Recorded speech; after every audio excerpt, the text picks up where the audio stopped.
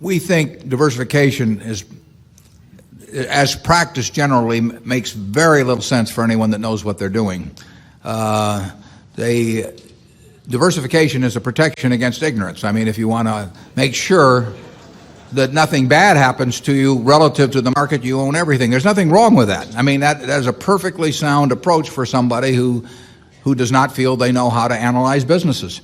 If you know how to analyze businesses and value businesses, it's crazy to own 50 stocks or 40 stocks or 30 stocks probably, because there aren't that many wonderful businesses that are understandable to a single human being in all likelihood, and to have some super wonderful business and then put money in number 30 or 35 on your list of attractiveness and forego putting more money into number 1 just strikes Charlie and me as madness.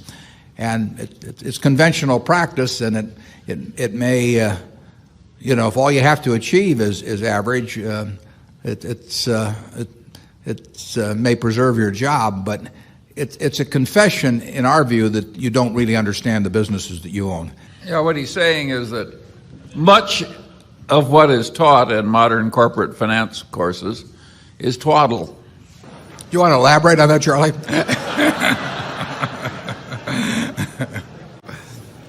You cannot believe this stuff. I mean, it's modern portfolio theory, and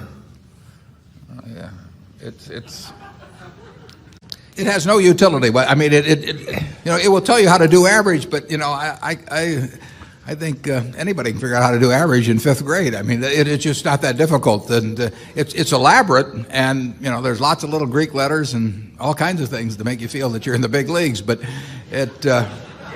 there is no value added.